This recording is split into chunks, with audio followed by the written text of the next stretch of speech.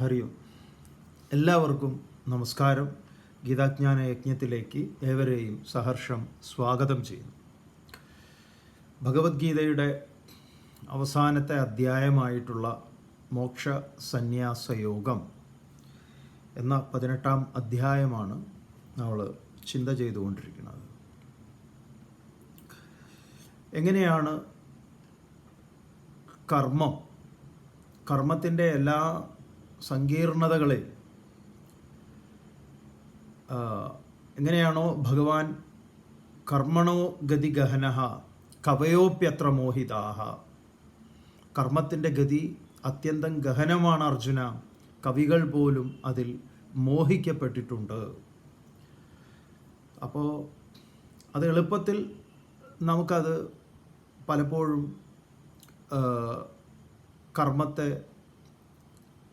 കർമ്മത്തിൻ്റെ കർമ്മത്തെ നോക്കിക്കാണുന്നത് അത് എളുപ്പമാകില്ല എന്നുള്ളത് എന്തുകൊണ്ടെന്നാൽ ഒരു കർമ്മത്തിൻ്റെ ഘടകങ്ങളായിട്ടുള്ള ഒരുപാട് കാര്യങ്ങളുണ്ട്. അതിനെ നമ്മൾ പരിഗണിക്കുന്നുണ്ടോ എന്നുള്ളത് വളരെ പ്രധാനമാണ്. അത് പരിഗണിക്കാതെയാണ് നമ്മൾ കർമ്മത്തെക്കുറിച്ചും ഒക്കെ പറയുന്നതെങ്കിൽ അത് പൂർണ്ണമല്ല എന്ന് പറയാം. നമ്മൾ പലപ്പോഴും കർമ്മത്തെ കാണുന്നതും ഫലത്തെക്കുറിച്ച് പറയുന്നതുമൊക്കെ നമ്മളെ കേന്ദ്രീകരിച്ച് മാത്രമാണ്. ഞാൻ എന്ന വ്യക്തി, ആ കർമ്മഫലം എന്നിലുണ്ടാക്കിയ അനുകൂലമോ പ്രതികൂലമോ ആയ ഭാവങ്ങൾ, എന്നിട്ടാണ് അതിൽ നമ്മൾ അനാവശ്യമായ ഒരു ഈശ്വരനെയൊക്കെ ചേർത്തുകൊണ്ട് ഓരോ ഭൂലോക മണ്ടത്തരങ്ങൾ പറയുന്നത്. ഈശ്വരാനുഗ്രഹം കൊണ്ട് എനിക്കത് കിട്ടി, ഇത് പറയുമ്പോൾ നമ്മൾ ഒരു സംസാര ഭാഷയുടെ ഭാഗമായിട്ടൊക്കെ അങ്ങനെ പറയുമായിരിക്കാം. പക്ഷേ അതിൻ്റെ ശരിയായ അർത്ഥത്തിൽ പരിശോധിച്ചു കഴിഞ്ഞാൽ ആ ഒരു പ്രയോഗം തന്നെ അപ്രസക്തമാണ് എന്നുള്ളത് മനസ്സിലാവും. അതാണ് അതിൻ്റെ യാഥാർത്ഥ്യം. അതുകൊണ്ട് ഇവിടെ ഏത് കർമ്മം നടക്കുന്നതും ഒരു പ്രേരണയെ ആശ്രയിച്ചാണ്. നമ്മൾ കഴിഞ്ഞ 2 ദിവസം മുമ്പുള്ള ക്ലാസ്സിൽ കണ്ടിട്ടുള്ള, ഭഗവാൻ ചർച്ച ചെയ്തിട്ടുള്ളത് അതുവരെ. അതിൽ നിന്നാണ് നമ്മൾ തത്വബോധത്തിലേക്കൊക്കെ വീണ്ടും കടന്ന് ചില കാര്യങ്ങളെയൊക്കെ പരിശോധിച്ചത്. അപ്പോൾ കർമ്മം നടക്കുന്നതിന് എന്തുണ്ട്? കർമ്മത്തിൻ്റെ പ്രേരണ അതാണ്. അതിനെ അത് എന്ത് ചെയ്യുന്നുണ്ട്? ഡിപ്പെൻഡ് ചെയ്യുന്നുണ്ട്. കർമ്മത്തിന് എന്തുണ്ട്? ഒരു പ്രേരണയുണ്ട്. ആ പ്രേരണയെയാണ് 3 വിധത്തിലായിട്ട് ഭഗവാൻ ഇവിടെ പറഞ്ഞത്. അതെന്തൊക്കെയാണ്? ജ്ഞാനം, ജ്ഞേയം, ജ്ഞാത. അപ്പോൾ ഇത് 3ഉണ്ട്. ജ്ഞാനമുണ്ട്, അതുപോലെ തന്നെ ജ്ഞേയം, അറിയേണ്ടതുണ്ട്, അതുപോലെ അറിയുന്നവൻ എന്ന് പറയുന്നതുണ്ട്. ഇതിനെയാണ് നമ്മൾ ത്രിപുടി എന്ന് പറഞ്ഞ് മനസ്സിലാക്കിയിട്ടുള്ളത്. വേദാന്തശാസ്ത്രത്തിൽ ത്രിപുടി എന്ന് പറയും. ഗുരുദേവൻ ത്രിപുടി മുടിഞ്ഞ് എന്ന് പറയുന്ന ഒരു തലമുണ്ട്, ശ്രീനാരായണ ഗുരുദേവൻ. അപ്പോൾ ആ കർമ്മത്തിൻ്റെ പ്രേരക ശക്തി 3 എണ്ണമാണ്. ആ പ്രേരണയിൽ നിന്ന് വീണ്ടും കർമ്മത്തിൻ്റെ 3 ഘടകങ്ങൾ: അറിവ്, അറിവിൻ്റെ വിഷയം, അറിയുന്നവൻ. പിന്നെയോ കർത്താവ്, ഇന്ദ്രിയം, ഇന്ദ്രിയ വ്യാപാരം. അപ്പം ഇത്രയും കൂടുമ്പോഴാണ് എന്തുണ്ടാവുന്നത്? ഒരു കർമ്മം ഉണ്ടാവുന്നത്. ഇത് നമ്മൾ ഏറെക്കുറെ വിസ്തരിച്ച് മനസ്സിലാക്കി. അതുപോലെ തന്നെ 5 കാരണങ്ങൾ, അതുപോലെ 3 ആശ്രയങ്ങൾ, 3 പ്രേരണ. ഇത്രയാണ് നമ്മൾ ചിന്ത ചെയ്ത് വെച്ചിട്ടുള്ളത്. തുടർന്ന് ഈ 18-ാമത്തെ ശ്ലോകത്തിലാണ് ഇത് ജ്ഞാനം, ജ്ഞേയം, പരിജ്ഞാത, ത്രിവിധ കർമ്മചോദന, കരണം കർമ്മകർത്തേതി, ത്രിവിധ കർമ്മസംഗ്രഹ എന്ന് നമ്മൾ മനസ്സിലാക്കിയത്. തുടർന്ന് 19-ാമത്തെ ശ്ലോകത്തിൽ ഭഗവാൻ പറയുന്നു, നോക്കാം. ജ്ഞാനം കർമ്മ ച കർത്താ ച ത്രിധൈവ ഗുണഭേദതഃ പ്രോച്യതേ ഗുണസാംഖ്യേന യഥാവത് ശൃണു താന്യപി, ഭഗവാൻ വീണ്ടും എന്നിൽ നിന്ന് നീ ചിലത് കേട്ടാലും എന്ന് പറയാം. എന്തൊക്കെയാണ്? ജ്ഞാനം കർമ്മ ച കർത്ത ച ത്രിദൈവ ഗുണഭേദതഃ. ഒന്ന് ജ്ഞാനം, അതുപോലെ കർമ്മം, കർത്താവ്. ഗുണഭേദതഃ ത്രിധ. ഗുണഭേദം ഹേതുവായിട്ട് ഈ മൂന്ന് തന്നെ, ഈ മൂന്നിനെ കുറിച്ച് ഗുണസാങ്ക്യേന, ഇവിടെ സാങ്ക്യ ദർശനത്തെ ഭഗവാൻ അവതരിപ്പിക്കുമ്പം ആത്യന്തികമായി ഭഗവത്ഗീത ഭഗവാൻ പറയുന്നു എന്നൊക്കെ ആണെങ്കിലും വ്യാസരാണല്ലോ ഇതിൻ്റെ രചയിതാവ്. അപ്പോൾ വ്യാസർ ഇത് പറയുമ്പോൾ വ്യാസർ വേറൊരു ആചാര്യൻ്റെ ചിന്തയെ ഇവിടെ പങ്കുവെക്കുകയാണ്. അതെന്താണ്? സാങ്ക്യയോഗത്തെ. അപ്പോൾ സാങ്ക്യം എവിടെയൊക്കെ ഉപയോഗിക്കുന്നുണ്ടോ, വ്യാസർ ഇങ്ങനെ പറയുമ്പോൾ ആചാര്യസ്വാമികൾ വേദാന്തത്തിൻ്റെ ആ തലത്തിൽ നിന്നുകൊണ്ട് തന്നെ സാങ്ക്യം, കപിലൻ്റെ സാങ്ക്യശാസ്ത്രം എന്ന് പറയുന്നത് വേദാന്തമാണ്. അപ്പോൾ ഇവിടെ ഗുണസാങ്ക്യേന എന്ന് പറഞ്ഞാൽ സാങ്ക്യയോഗത്തിൽ, കപില ദർശനത്തിൽ പ്രോച്യത പറയപ്പെടുന്നു. താനി അപി, അതിനെക്കുറിച്ചും യഥാവത്, അത് ഏതൊക്കെ പ്രകാരത്തിലാണെന്നുള്ളത് യഥാവത് എപ്രകാരം വേണ്ട പോലെ വിധിയാവണ്ണം ശൃണു, എന്നിൽ നിന്ന് നീ കേട്ടാലും. ഭഗവാൻ വീണ്ടും അർജുനനെ കർമ്മത്തിൻ്റെ ഓരോരോ നൂലാമാലകളെക്കുറിച്ചും, നൂലാമാലകളല്ല, നമ്മളിത് മനസ്സിലാക്കി വെക്കേണ്ടുന്നതാണ്. നമ്മളെ സംബന്ധിച്ച് ജോലി കൂലി, ഇതാണ് കർമ്മം, കർമ്മഫലം. അത് മാത്രമല്ല, പിന്നെ നമ്മൾ ഇടയ്ക്കും തലയ്ക്കും വിപരീതങ്ങളായിട്ടുള്ള ഓരോന്നുണ്ടാകുമ്പോൾ ഞാൻ എന്ത് ചെയ്തിട്ടാണ് എനിക്ക് ഇങ്ങനെ കിട്ടിയത്, അങ്ങനെ കൊങ്ങനെ എന്ന് പറഞ്ഞ് വെറുതെ തലയും വാലും ഇല്ലാത്ത ഓരോ വർത്തമാനം. അപ്പോൾ അതിനെക്കുറിച്ചൊക്കെ കേൾക്കാൻ പറയാം, നോക്കാം നമുക്ക്. അപ്പോൾ കർത്താവ്, കർമ്മം, ജ്ഞാനം, ഇതിൻ്റെ ഗുണഭേദത എന്ന് പറയുന്നത് എന്താണ്? ഇവിടെ ഗുണഭേദത എന്ന് പറയുമ്പോൾ, ഗുണങ്ങൾ എന്ന് പറയുമ്പോൾ എപ്പോഴും നമ്മൾ അടിസ്ഥാനമായ ഗുണങ്ങളിൽ നിന്ന് വ്യതിചലിക്കരുത്. ഗുണശബ്ദം ഇവിടെ പ്രയോഗിക്കുന്നുണ്ടോ? കാരണം എന്താണെന്ന് പറഞ്ഞാൽ മലയാളത്തിൽ ഗുണം എന്ന് പറയുമ്പോൾ വേറൊരു അർത്ഥമുണ്ട്. ക്വാളിറ്റി എന്നുള്ള നിലയിൽ ഗുണം. എന്ത് ഗുണമുണ്ട് അതിന് എന്ന് ചോദിക്കുമ്പോൾ മലയാളത്തിൽ അതർത്ഥം വേറെയാണ്. ഒരു ഗുണവുമില്ല.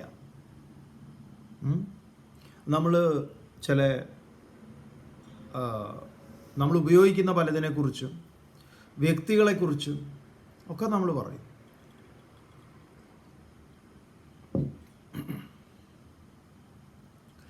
അപ്പോൾ ഇവിടെ എന്താ പറയുക? ഗുണഭേദേന എന്ന് പറയുമ്പോൾ സത്വഗുണം, രജോ ഗുണം, തമോ ഗുണം. അതാണ് ഒരു ചെറിയ വാക്യമാണ്. നമ്മൾ ഗുണവേദേന എന്ന് പറയുമ്പം ഗുണവേദം കൊണ്ട് എന്നർത്ഥം പറയുന്നുണ്ടാവും ചിലപ്പോൾ പുസ്തകത്തിൽ. പക്ഷേ നമുക്ക് ഈ സത്വഗുണവും രജോ ഗുണവും തമോ ഗുണത്തിൻ്റെയും ഭേദങ്ങളാണ് എന്നുള്ളത് വിസ്മരിച്ചാലോ അതിൻ്റെ പ്രധാനപ്പെട്ട ലിങ്ക് നമുക്ക് നഷ്ടപ്പെടും. അതാണ് ഇതിലെ ഏറ്റവും പ്രധാനപ്പെട്ടൊരു കാര്യം, അതിനെ നമ്മൾ കണക്റ്റ് ചെയ്യുക എന്നുള്ളത്. അപ്പോൾ ഇവിടെ ഭഗവാൻ പറയാൻ പോണത് സത്വഗുണത്തിനും രജോ ഗുണത്തിനും തമോ ഗുണത്തിനും അനുസൃതമായിട്ടാണ് ഇതിനെക്കുറിച്ച് പറയുന്നത്. ഈ 18-ാം അധ്യായം ഗുണത്രയ വിഭാഗയോഗം, മോക്ഷസന്യാസ യോഗം തൊട്ട് മുമ്പുള്ള 17, 18 ഇതിലാണ് നമുക്കൊരു കാര്യം, ഒരു വെളിപാടുണ്ടാവണം. ഇതൊന്ന് ഏറ്റവും ഉത്കൃഷ്ടമായത്, പിന്നെ താഴ്ന്നത്, പിന്നെ ഇങ്ങനെ എന്ന് പറഞ്ഞിട്ട് ഒരു വിഭാഗമല്ല, കാറ്റഗറൈസ് ചെയ്തിട്ടുള്ളതല്ല. നമ്മൾ ഈ ഗുണങ്ങളിലൂടെയൊക്കെ കടന്നു പോകുന്നുണ്ട്, ഈ മൂന്നിലൂടെയും. കാരണം ഈ ഗുണസമ്മിശ്രമാണ് നമ്മുടെ വ്യക്തിത്വം എന്ന് പറയുന്നത്. ഈ ഗുണമാണ് പ്രകൃതി എന്ന് പറയുന്നത്. പ്രകൃതി എന്ന് പറയുന്നത് ഈ ഗുണത്തെയാണ്, മൂന്ന് ഗുണങ്ങളെയാണ്. അപ്പോൾ എവിടെയെങ്കിലും പ്രകൃതി ശബ്ദം ഉപയോഗിക്കുന്നുണ്ടെങ്കിൽ അത് ഈ ഗുണങ്ങളാണ് എന്നുള്ളത് നമ്മൾ മനസ്സിലാക്കണം. ഇത് മുമ്പും പറയപ്പെട്ടിട്ടുള്ളതാണ്. കാരണം ഇനി ഇവിടുന്ന് അങ്ങോട്ട് നമുക്ക് ഒരുപാട് റിവിഷനിലേക്ക് പോകാൻ സാധ്യമല്ല. ഇത് 18-ാം അധ്യായം നമ്മൾ ആരംഭത്തിൽ പറഞ്ഞിട്ടുണ്ട്. ഇത് മുഴുവൻ അധ്യായത്തിൻ്റെയും റിവിഷനും കൂടെയാണ്. അപ്പോൾ വീണ്ടും ഇങ്ങനെ ഓരോന്നിൽ പോയിട്ട് ഇങ്ങനെ അവിടുന്ന് വീണ്ടും എടുത്തു കഴിഞ്ഞാൽ ഇത് മുന്നോട്ട് തീരെ പോവില്ല. ഇത് 18 എടുക്കേണ്ടി വരും, 17 എടുക്കേണ്ടി വരും. വേണ്ടടുത്തെല്ലാം നമ്മൾ ചെയ്യാം. പിന്നെ സംശയം നിങ്ങൾക്ക് ചോദിക്കാം, ആ സംശയങ്ങൾ ദൂരീകരിക്കാം. ചില സംശയങ്ങളൊക്കെ വന്നിട്ടുണ്ട്, അത് തരാം, അതിന് ഉത്തരം തരാം. ഏതായാലും ഗുണഭേദം കൊണ്ട് എന്നിൽ നിന്ന് യഥാവത് ശൃണു എന്ന് ഭഗവാൻ പറഞ്ഞത് ഇവിടെ 20-ാമത്തെ ശ്ലോകത്തിൽ ഭഗവാൻ പറയുന്നു. വളരെ പ്രധാനപ്പെട്ട ഒരു കാര്യമാണ്. എന്താണ്? സർവഭൂതേഷു യേനൈകം ഭാവമവ്യയമീക്ഷത്തെ അവിഭക്തം വിഭക്തേഷു തജ്ഞാനം വിദ്ധി സാത്വികം. അപ്പോൾ ഇവിടെ ഗുണഭേദേന എന്ന് പറഞ്ഞിട്ട് ഇവിടെ സാത്വിക ഗുണത്താൽ ഉള്ള ജ്ഞാനത്തെ ഇവിടെ പറയുക. തത് ജ്ഞാനം വിദ്ധി സാത്വികം. ജ്ഞാനത്തെ സാത്വികമെന്നറിഞ്ഞാലും എന്ന് പറയുക. എന്താണ്? സർവഭൂതേഷു യേന ഏകം ഭാവം അവ്യയം ഈക്ഷത്തെ അവിഭക്തം വിഭക്തേഷു തത് ജ്ഞാനം വിദ്ധി സാത്വികം. വിഭക്തേഷു സർവഭൂതേഷു. ഇത് സാംഖ്യശാസ്ത്രം അനുസരിച്ച് പറയുന്നത് നീ എന്നിൽ നിന്ന് കേട്ടാലും എന്നാണ്. അപ്പോൾ വേദാന്തം അതാണ് ഇവിടെ പറയുന്നത്. വളരെ വളരെ പ്രധാനപ്പെട്ടൊരു ശ്ലോകമാണ്. നമ്മൾ എല്ലാവർക്കും സുപരിചിതമായിട്ടുള്ള ഒരു തലവാചകമാണ് നാനാത്വത്തിൽ ഏകത്വം. എന്താണ് നാനാത്വത്തിലെ ഏകത്വം? സമാനമായ ഒരുപാട് വരികളുണ്ട്. ഏകം സത് വിപ്ര ബഹുധാ വദന്തി. ഏകം സത്, സത് സത്യം. എന്താണ്? ഏകം, ഒന്നാണ്. വിപ്രാഹ ബുധാഹ ജ്ഞാനിനഹ എന്നൊക്കെ എന്ന് പറഞ്ഞാൽ പണ്ഡിതന്മാർ, ജ്ഞാനികൾ, അറിഞ്ഞവർ. ബഹുധാ വദന്തി, പല പ്രകാരത്തിൽ അതിനെക്കുറിച്ച് പറഞ്ഞിട്ടുണ്ട്. അപ്പോൾ അവിടെ നമ്മൾ അതിന് ഇപ്പോഴത്തെ വർത്തമാനകാലത്ത് ഓരോരുത്തർ അതിന് ഉദാഹരണം പറയുന്നത് വലിയ കോമഡിയൊക്കെയാണ്. നമ്മൾ ആ കോമഡികളൊന്നും ഇവിടെ അവതരിപ്പിക്കുന്നില്ല. ചില കോമഡി അവതരിപ്പിച്ചു കഴിഞ്ഞാൽ നിങ്ങൾക്ക് അപരമത വിദ്വേഷങ്ങളൊക്കെ ആയിട്ട് തോന്നും. കാരണം അങ്ങനെയാണത്. അത് അപരമത വിദ്വേഷം എന്നുള്ളത് മാത്രമല്ല, സ്വസംസ്കാരത്തിൽ തന്നെ കുറേ തെറ്റായ മനസ്സിലാക്കലും അബദ്ധങ്ങളും ഒക്കെ സർവ്വസാധാരണമായിട്ട് ഓരോരുത്തർ പറഞ്ഞു പോരുന്ന. നമ്മളിപ്പോൾ തൽക്കാലം ആ പറച്ചിലുകളിലേക്ക് കടക്കുന്നില്ല. അതിന് പകരം നമുക്കിതൊന്ന് ബോധ്യപ്പെട്ടാൽ മതിയല്ലോ. നമ്മൾ പറയുമല്ലോ, ഒരു വര വരച്ചിട്ട് ആ വരയെ ചെറുതാക്കണം, പക്ഷെ അതിനെ വേറൊരു രീതിയിൽ പരിക്കേൽപ്പിക്കാനൊന്നും പാടില്ല എന്നൊക്കെയുള്ള ഒരു ചിന്താഗതിയുള്ള ഒരാൾക്കാണെങ്കിൽ ഒരാൾക്കത് ചെറുതാക്കാം, അതിനെ മായ്ക്കാം, കുറച്ച് പകുതി ഭാഗം മായ്ച്ച് ചെറുതാക്കാം. അതിനേക്കാൾ മനോഹരമായിട്ടുള്ളൊരു പ്രക്രിയയാണല്ലോ ആ വരച്ച വരയുടെ തൊട്ടടുത്ത് വലിയൊരു വര വരയ്ക്കുക എന്നുള്ളത്. അപ്പോൾ സ്വാഭാവികമായും ആ വര ചെറുതാവുന്നു. നമുക്കിവിടെ നമ്മുടെ ഒരു വര വരയ്ക്കാം. ഇത് ഏത് കാര്യത്തിലും ഇത് പ്രായോഗികമാണ്. നമ്മുടെ നിലപാടുകളെ കൊണ്ട്, നമ്മുടെ പ്രവൃത്തികളെ കൊണ്ട്. ഇപ്പോൾ നിങ്ങളുടെ മുന്നിൽ യാത്ര ചെയ്യുന്ന, ട്രെയിനിൽ യാത്ര ചെയ്യുന്ന ഒരാൾ ഒരു ബിസ്ക്കറ്റ് പാക്കറ്റ് അയാൾ തുറന്ന് കഴിച്ചിട്ട് ആ ബിസ്ക്കറ്റിൻ്റെ പാക്കറ്റ് റാപ്പർ അത് കഴിഞ്ഞത് നേരെ മുന്നിലാണ് ഇടുന്നത് എങ്കിൽ നിങ്ങളൊന്നും പറയാതെ അത് ആ റാപ്പർ നിങ്ങൾ എടുക്കുന്നു. എടുത്തിട്ട് നിങ്ങളൊരു ഡസ്റ്റ്ബിന് പോലെ എന്തെങ്കിലും അതൊരു കരുതലാക്കി വെച്ച് വേറെ ഒരു സ്ഥലത്ത് നിക്ഷേപിക്കാൻ കണക്കായിട്ട് നിങ്ങളതിനെ എടുക്കുന്നു എങ്കിൽ അയാളെ ക്രിട്ടിസൈസ് ചെയ്യുന്നതിനേക്കാൾ വലിയ ഒരു അയാളെ ഒരു ചെറുതാക്കലാണ്, ഒന്നും അല്ലാത്തതാക്കലാണ് ആ പരിപാടി. നമ്മളൊരു വലിയ വര വരയ്ക്കുകയാണ്. നമ്മൾ ആ ചെയ്തിയെ വിമർശിക്കാതെ നമ്മൾ വേറൊരു ചെയ്തി കൊണ്ട് അയാളുടെ ചെയ്തിയെ മൊത്തത്തിൽ ഇൻസൾട്ട് ചെയ്യുന്നു. പ്രത്യക്ഷത്തിൽ നമ്മൾ അയാളോട് ഒന്നും ചെയ്യുന്നില്ല, പക്ഷെ അത് മതി. അപ്പം ആ ആൾ ഭാര്യയും കുട്ടിയൊക്കെ ആയിട്ടാണ് ഇരുന്നിട്ടാണ് ഇത് ചെയ്യുന്നതെങ്കിൽ അങ്ങനെയുണ്ട്. ഈ ചെറിയ 1 മിനിറ്റ്, അര മിനിറ്റിൻ്റെയൊക്കെ ചില അവാർഡ് വിന്നിങ് മൂവീസ് ഉണ്ടാക്കാറുണ്ട് പലപ്പോഴും പലരും. അങ്ങനെയുള്ള ഷോർട്ട് മൂവീസ് അപ്പോൾ നിങ്ങൾ ഗൂഗിളിൽ സെർച്ച് ചെയ്ത് കഴിഞ്ഞാൽ, യൂട്യൂബിൽ സെർച്ച് ചെയ്താൽ നിങ്ങൾക്ക് കിട്ടും. വളരെ ഇൻട്രസ്റ്റിംഗ് ആയിട്ടുള്ള ഒന്നുണ്ട്. വളരെ പഴയതുണ്ട്, നമ്മളിടയ്ക്കൊക്കെ കാണാറുണ്ട്. അതിലൊരു ഒരു കാറ്റ് വന്ന്, ഒരു മഴ വന്ന്, അതിൻ്റെ ആ ഒരു പശ്ചാത്തലമാണ്. അതാണ് ഒരു കാറ്റും വന്ന് മഴ ഇങ്ങനെ വീഴാൻ പോകുമ്പോഴേക്കും ആളുകൾക്കുണ്ടാവുന്ന ഒരു വെപ്രാളമുണ്ട്. കുടയൊന്നും ഇല്ലാത്തവർ വേഗം ഓടിക്കയറി ഓരോ സ്ഥലത്തേക്ക് ഓടുന്ന പോലത്തെ ഓരോ പരിപാടികളൊക്കെ ചെയ്യും.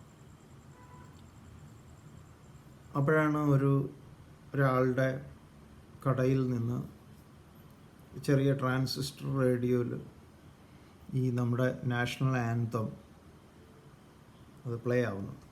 അയാളുടെ ചെറിയ ഒരു ഇതാണ്, അതിനെ ഇതാക്കുന്ന സമയത്ത് അത് ഇതാവുന്നുണ്ട്. ഒരു പാട്രിയോട്ടിക് ഷോർട്ട് ഫിലിമാണ്. അപ്പോൾ നമ്മുടെ ആ ജനഗണം അതിങ്ങനെ മ്യൂസിക്കായിട്ട് ഇങ്ങനെ വരുമ്പോൾ അപ്പോഴാണ് ഈ മഴയുടെ ഇതൊക്കെ വരുന്നത്. അപ്പോൾ ഓരോരുത്തർ ഓട്ടവും ഇതൊക്കെ എല്ലാവരും ഇതിനെ അവഗണിച്ചു കൊണ്ടുള്ള ഒന്നാണ്. ഒരു കാലിന് വയ്യാത്തൊരാൾ, കാലില്ല അയാൾക്ക്, ഒരു 1.5 ഇതായിട്ട്, അപ്പോൾ അയാൾ കുത്തിപ്പിടിച്ച് എഴുന്നേറ്റ് നിന്ന് സല്യൂട്ട് ചെയ്തുകൊണ്ട് നിൽക്കുന്ന പോലത്തെ വളരെ ടച്ചിങ് ആയിട്ട് നല്ല രീതിയിലാണ് അതിൻ്റെ കൊറിയോഗ്രാഫി ചെയ്തിട്ടുള്ളത്. അപ്പോൾ അത് കാണുമ്പോൾ ബാക്കിയുള്ളവരൊക്കെ ഈ പറഞ്ഞ പാൻറ്റ് സൂട്ടും ഒക്കെ ഇട്ട് ഓടുന്ന ചെറുപ്പക്കാരും വളരെ ഇതായിട്ടുള്ളവരും ഒക്കെ അദ്ദേഹത്തിൻ്റെ ഈ ഒരൊറ്റ ഇതുകൊണ്ട് തന്നെ അവരെത്രമാത്രം കെയർലെസ് ആയിരുന്നു ഈ ദേശീയ ഗാനം നടക്കുന്ന സമയം. ഇത് വർഷങ്ങൾക്ക് മുമ്പുള്ളതാണ്, പുതിയതൊന്നുമല്ല. അപ്പോൾ ഒരാളുടെ ഒരു പ്രവൃത്തിയാണ്, നേരിട്ട് വിമർശനങ്ങളോ കാര്യങ്ങളോ ഒന്നുമില്ല, പക്ഷേ അദ്ദേഹത്തിൻ്റെ കാര്യങ്ങളാണ്. ഇങ്ങനെ നമുക്ക് പകരം ബദൽ എന്നുള്ളത് നമുക്ക് മുന്നോട്ടേക്ക് വയ്ക്കാൻ പറ്റും. അത് വളരെ ഇതായിട്ടുള്ള ഒന്നാണ്. അപ്പോൾ എന്താണ് ഈ നാനാത്വത്തിലെ ഏകത്വം? അതുകൊണ്ട് നമ്മൾ ആ വരയെ ഒന്നും തൊടുന്നില്ല, വിട്ടേക്കുക. നമുക്ക് ഇവിടെ അത് മനസ്സിലാക്കുക, അത്രയാണ്. അതാണ് ഇവിടെ പറയുന്ന ആശയം, അതാണ്. അപ്പോൾ നമ്മൾ ഏകം സത് വിപ്രാഹ ബഹുധാ വദന്തി എന്നുള്ളതിനെ വ്യാസര് തന്നെ കപിലൻ്റെ ആശയം പറയുകയും, എന്നാൽ ഞാൻ പറയുന്നു എന്ന് പറയും, വ്യത്യസ്തങ്ങളായിട്ടുള്ള കാര്യങ്ങൾ. ഇപ്പോൾ നാരദർ ഭക്തിസൂത്രത്തിൽ കുറിച്ച് പറയുമ്പോൾ വ്യാഖ്യാസ്യാമഹ, ഞങ്ങൾ വയം എന്നുള്ള നിലയിലാണ്. അതാതോ ഭക്തിം വ്യാഖ്യാസ്യാമഹ എന്നാണ്. അവിടെ ഞങ്ങളുണ്ട് എന്ന് പറഞ്ഞാൽ ഞാൻ ഉൾപ്പെടുന്ന ഒരു പരമ്പര എന്നാണ് നാരദർ അവിടെ സങ്കല്പിക്കുന്നത്. അതുകൊണ്ടാണ് നാരദർ ഗർഗൻ്റെയും പരാശരൻ്റെയും ചാണ്ഡില്യൻ്റെയും ഒക്കെ ഭക്തിക്ക് ചിലർ പറയുന്നു കഥാദിഷു അനുരാഗ, പൂജാദിഷു. എന്നാൽ നാരദസ്തു, നാരദരാകട്ടെ എന്ന് പറഞ്ഞുകൊണ്ട് തൻ്റെ നിർവചനം, തൻ്റെ അഭിപ്രായത്തെ അവതരിപ്പിക്കും. അപ്പം അതെല്ലാം ശരിയാണ്, പക്ഷേ എൻ്റെ അഭിപ്രായം ഇന്നതാണ് എന്ന് പറയും. അപ്പോൾ വിപ്രാഹ ബഹുധാ വദന്തി, അല്ലാതെ പലരും പലതും പറയുന്നു എന്നുള്ളതല്ല. ഇങ്ങനെ നമുക്ക് വലിയൊരു കുഴപ്പം സംഭവിക്കാറുണ്ട്. ഉദാഹരണം നമ്മൾ പറയാം. ചിലർ ഇന്നത് പറയുന്നു, ചിലർ എന്നത് പറയണം. ഇല്ല, നമ്മളത് വിട്ടു, ആരൊന്നും പറയില്ല, വിട്ടു. ഇവിടെ പറയുന്നു സർവഭൂതേഷു ഏനൈകം ഭാവം അവ്യയം ഈക്ഷതേ അവിഭക്തം വിഭക്തേഷു. വിഭക്തേഷു സർവഭൂതേഷു, സർവഭൂതങ്ങളും പ്രപഞ്ചത്തിലെ ഓരോ ഘടകങ്ങളും. ഇതെന്താണ്? വിഭക്തേഷു, വിഭജിക്കപ്പെട്ടിട്ടുള്ളതാണ്, വെവ്വേറെയാണ്. ആകാശം, വായു, അഗ്നി, ജലം, ഭൂമി, അതിൽ നിന്ന് രൂപാന്തരം പ്രാപിച്ചിട്ടുള്ള വൃക്ഷലതാദികൾ. ആ ഒരു വൃക്ഷത്തിൽ തന്നെ സജാതീയ വിജാതീയ സ്വഗത ഭേദങ്ങൾ. എന്ത് ഗംഭീരമായിട്ട് ആ ധർമ്മശാസ്ത്രത്തിൽ ഈ ഭേദങ്ങളെക്കുറിച്ചൊക്കെ പറയുമ്പോൾ പറയാന്നറിയോ? സജാതീയം ജാതിയിലുള്ള, നമ്മുടെ നായർ ഈഴവൻ എന്ന് പറയുന്നതല്ല. ഇപ്പോൾ ഒരേ ജാതിയാണ് വൃക്ഷങ്ങൾ, പക്ഷെ അതിലെന്തുണ്ട്? കവുങ്ങ് പോലെയല്ല പ്ലാവ്, പ്ലാവ് പോലെയല്ല മാവ്, മാവ് പോലെയല്ല കമുങ്ങ്, തെങ്ങ്, തെങ്ങ്, കവുങ്ങ്, പന, ഇതിനെയൊക്കെ വേണമെങ്കിൽ നമുക്കൊരു കാറ്റഗറൈസ് ചെയ്യാം. അങ്ങനെ ഉണ്ടല്ലോ. എന്നാൽ ശിഖിരം പൊട്ടി കൊമ്പ് താഴേക്ക് പോകുന്നത്, കൊമ്പ് മുകളിലേക്ക് പോകുന്നത് പേരാൽ വൃക്ഷം. നമ്മൾ അശ്വത്ഥം വൃക്ഷത്തെക്കുറിച്ച് പഠിച്ചു.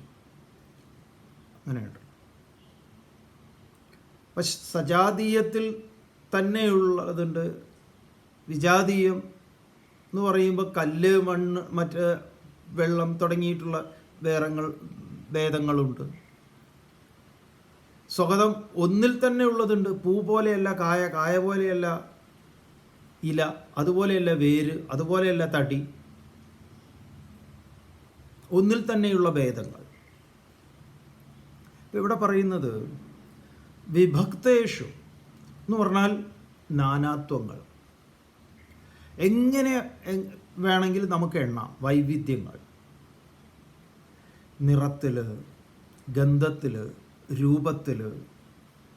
ഈ 5 ഇന്ദ്രിയങ്ങളിലൂടെ നമ്മൾ പ്രപഞ്ചത്തെ അനുഭവിക്കുന്ന, പ്രപഞ്ചാനുഭവം നമുക്ക് 5 പ്രകാരത്തിലാണല്ലോ. കാണുന്നു, കേൾക്കുന്നു, രുചിക്കുന്നു, സ്പർശിക്കുന്നു, ഘ്രാണിക്കുന്നു. ശബ്ദസ്പർശ രസരൂപ ഗന്ധത്തിലൂടെ. അപ്പം അതിലൊക്കെ വെറൈറ്റി ഉണ്ട്. ഗന്ധങ്ങളിലുണ്ട് വെറൈറ്റി, ശബ്ദങ്ങളിലുണ്ട്, രൂപങ്ങളിലുണ്ട്, സ്പർശത്തിലുണ്ട്. നമുക്ക് ഓരോന്നും തൊട്ട് നോക്കിക്കഴിഞ്ഞാൽ അതിൻ്റെ ടെക്സ്ചർ മനസ്സിലാവും. നമ്മൾ പറയാറുണ്ടല്ലോ, നമ്മൾ ഈ അരി അരയ്ക്കുമ്പോൾ ദോശയ്ക്കുള്ളതാണോ, ഇഡലിക്കുള്ളതാണോ, പത്തിരിക്കുള്ളതാണോ, കുറച്ചുകൂടെ അരയട്ടെ, അയ്യോ മതി മതി മതി മതി മതി എന്ന് പറയും. പോരാ, ഒന്നുകൂടെ നല്ല വെണ്ണ പോലെ വേണം പൊടിക്കുന്നതിലും.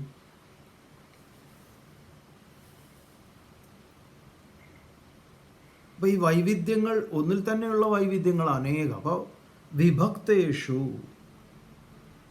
വിഭജിക്കപ്പെട്ട, വെവ്വേറെയാക്കിയിട്ടുള്ള, ഏതിൽ? സർവഭൂതേഷു, എല്ലാ സൃഷ്ടികളിലും. അപ്പോൾ സൃഷ്ടികളിലെ വൈവിധ്യങ്ങൾ, അതിൽ അവിഭക്തം, വിഭജിക്കപ്പെടാൻ സാധിക്കാത്ത, ഏകം, ഒന്ന്,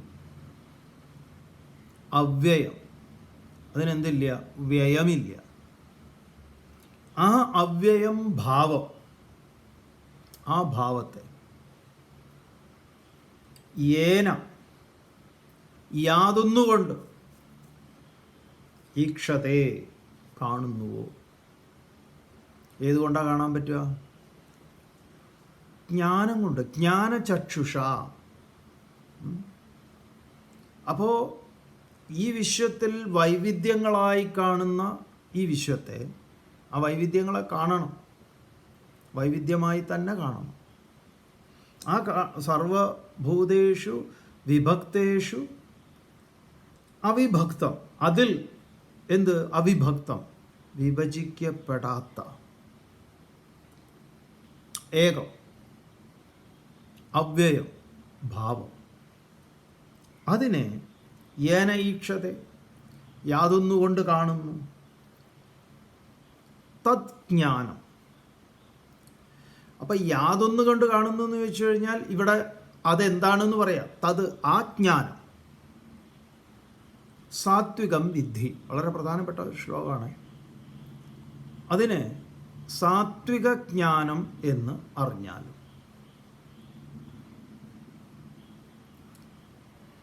പറയാറുള്ള, എപ്പോഴും പറയാറുള്ള ഉദാഹരണം, നിങ്ങൾ ജ്വല്ലറിയിൽ കയറി കഴിഞ്ഞാൽ കാണുന്ന വൈവിധ്യങ്ങളായ സ്വർണ്ണാഭരണങ്ങൾ. നമ്മളിപ്പോൾ തൽക്കാലം ജ്വല്ലറിയിൽ കയറാം. ആരംഭത്തിൽ നമ്മൾ ഡ്രൈവിംഗ് ഒക്കെ പഠിക്കുമ്പോൾ, നീന്തം പഠിക്കുമ്പോൾ, പഠിച്ചു കഴിഞ്ഞാൽ പിന്നെ നമുക്ക് വെള്ളത്തിന് മുകളിൽ കിടക്കാം. നീന്തം പഠിക്കുമ്പോൾ തന്നെ അങ്ങനെ പറ്റുമെന്ന് വെച്ചാൽ പറ്റില്ല, ബുദ്ധിമുട്ടാണ്. തൽക്കാലം നമുക്ക് ജ്വല്ലറിയിൽ കയറാം. എന്താണ് ജ്വല്ലറിയുടെ പരസ്യം? ഞങ്ങളുടെ അടുത്തുള്ള അത്രയും ആഭരണങ്ങൾ, വെറൈറ്റി മറ്റൊരിടത്തുമില്ല എന്നുള്ളതാണ് അവരുടെ ഒരു വലിയ ചാലഞ്ച്. നോക്കുമ്പോൾ അവിടെ എന്തുണ്ട്? വൈവിധ്യങ്ങളുണ്ട്. അനായാസേനയുള്ള ഒരു ഏകത്വ ദർശനത്തെക്കുറിച്ചാണ് നമ്മൾ പറയുന്നത്. ബാക്കിയുള്ള കാര്യം നമുക്ക് വേണ്ടതാണ്. അപ്പം അതിൽ അവിഭക്തമായ ഒന്നുണ്ട്. വളയും മാലയും കമ്മലും മോതിരവും അരഞ്ഞാണും പാദസരവും, എന്തിനു പറയണു, എൻഗേജ്മെൻറ്റ് റിങ്, വെഡ്ഡിങ് റിങ്, അത് ഇത്, ഒരുപാട് പേരുകൾ നമുക്കറിയില്ല, പലതുമുണ്ട്.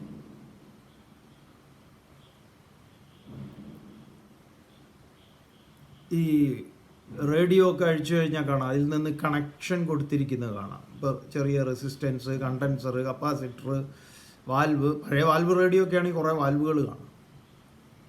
എന്നതുപോലെ കാണാം ഇവിടുന്ന് മൂക്കിൽ നിന്ന് എന്താ ഇതിലെ ചെവിയിലേക്ക്, ചെവിയിൽ നിന്ന് ഇവിടേക്ക്, ഇവിടുന്ന് ഇങ്ങോട്ട്, അങ്ങനെ പല പല കണക്ഷനുള്ള പല സാധനങ്ങളുണ്ട്.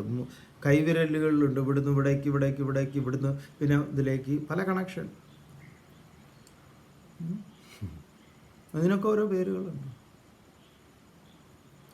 ഇതിലെല്ലാം നമ്മളെ സംബന്ധിച്ച് നമ്മളവിടെ പോവുകയാണെങ്കിൽ നമുക്കറിയാമൊന്ന് എല്ലാം കൂടെ. അപ്പോൾ നമ്മൾ പറയും ഇത്ര കൊടുത്തു എന്ന് പറയും, 101 കൊടുത്തു, 51 കൊടുത്തു. അല്ലാതെ വള കൊടുത്തു, മാല കൊടുത്തു, മോതിരം കൊടുത്തു, അരഞ്ഞാണം കൊടുത്തു എന്നല്ല പറയാറ്. 101 കൊടുത്തു ാണ് ഞാൻ അവളെ ഇവിടുന്ന് പടിയിറക്കി വിട്ടത്. ഇപ്പോൾ ഒന്നുമില്ലാണ്ടാണ് അവൾ വന്നിരിക്കുന്നത്. എല്ലാം അയാൾ വിറ്റ് തളിച്ചു. 101 പവൻ കൊടുത്തു. അപ്പം ഇതിൽ ഏകം അവ്യയം, വ്യയമില്ലാത്ത, നാശമില്ലാത്ത ഏകമുണ്ട്. അതെന്താണ്? സ്വർണം. മറ്റതിനൊക്കെ നാശമുണ്ട്. ഏത്? വള, മാല, കമ്മല്, മോതിരം എന്ന് പറയുന്നതൊക്കെ എന്താ? നാമവും രൂപവുമാണ്. നാമരൂപം സ്ഥിരമല്ല. അപ്പം നാമരൂപങ്ങൾക്ക് പിറകിലുള്ള ഈ ഏകമായ അവ്യയമായ ഒന്നിനെ ഏതുകൊണ്ടാണ് കാണുക? ജ്ഞാനം കൊണ്ടാണ് കാണുന്നത്, അറിവ് കൊണ്ട്. അതാണ് നാനാത്വത്തിലെ ഏകത്വം. ആ ദർശനം അതാണ്.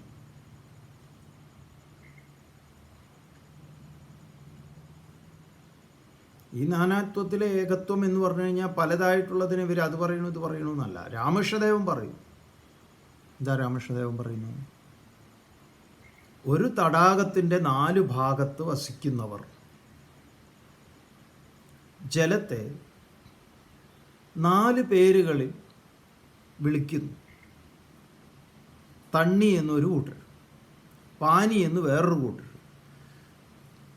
നീർന്ന് വേറൊരു കൂട്ടർ, വെള്ളം എന്ന് വേറൊരു കൂട്ടർ. സാധനം എന്താണ്? ഓരോരുത്തരും പറയുന്നത്. ഇതിൽ നിന്നൊക്കെ ഭിന്നമായിട്ട് അതിന് വേറെ ഒന്നുണ്ട്. രാമകൃഷ്ണദേവൻ പറയുന്ന വേറൊന്നുണ്ട്. അമ്മയ്ക്ക് ഏകത്വ ദർശനമുണ്ട്. അതുകൊണ്ട് ഈ മിടുക്കിയായ അമ്മയ്ക്ക് നാനാത്വത്തെ സൃഷ്ടിക്കുന്നതിന് വിഷമമില്ല. കാരണം എന്താ? ഡബ്ബയിൽ അരിയുണ്ട്. ഈ കുട്ടികൾക്ക് വേണ്ടത് പല വിധത്തിലുള്ള ഭക്ഷണങ്ങളാണ്. ഈ അമ്മ ഈ അരിപ്പൊടി കൊണ്ട് അവർക്ക് വേണ്ട പലതും ഉണ്ടാക്കി കൊടുക്കും. പാവം ഇതുങ്ങൾക്ക് അറിയില്ല ഇത് ഈ സാധനമാണെന്ന്. പക്ഷേ ഈ അമ്മയ്ക്ക് അറിയാം.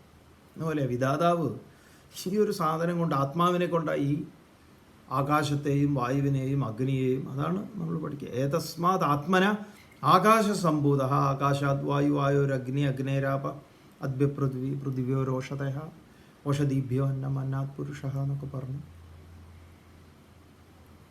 അപ്പം സാത്വിക ജ്ഞാനം ഈ എന്തെന്ത് വൈവിധ്യങ്ങളുണ്ടോ ആ വൈവിധ്യങ്ങൾക്കൊക്കെ അധിഷ്ഠാനമായ നിധാനമായ ഒന്ന്.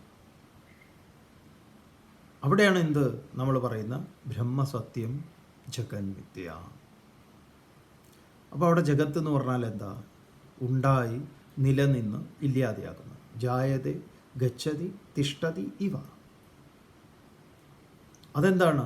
നാമങ്ങളും രൂപങ്ങളും. അപ്പോൾ ഈ നാമരൂപങ്ങളെ, ഈ വൈവിധ്യങ്ങളായിട്ടുള്ള നാമങ്ങളെയും രൂപങ്ങളെയും കണ്ടുകൊണ്ടിരിക്കെ അനാമിയെയും അരൂപിയെയും അറിയുന്നവൻ, ആ അറിയാനുള്ള അവൻ്റെ ജ്ഞാനം ഏതാണ്? ഏതാണ് അവൻ്റെ ആ ദർശനം? ചക്ഷുസ് ഏതാണ്? ജ്ഞാനചക്ഷു. അതാണ് വ്യാസർ ഓഫർ ചെയ്യുന്നത്. ആ ജ്ഞാനത്തെ സാത്വികം വിദ്ധി, സാത്വിക ജ്ഞാനം എന്ന് നീ അറിഞ്ഞാലും. ഇനി രാജസിക ജ്ഞാനവും താമസിക ജ്ഞാനവും അർജുന നാളെ പറയാം. ഓം പൂർണ്ണമദഃ പൂർണ്ണമിദം പൂർണ്ണാത് പൂർണ്ണമുദച്യതേ പൂർണ്ണസ്യ പൂർണ്ണമാദായ പൂർണ്ണമേവാവശിഷ്യതേ. ഓം ശാന്തി ശാന്തി ശാന്തി. ഹരി ഓം. ശ്രീ ഗുരുഭ്യോ നമഃ. ഹരി.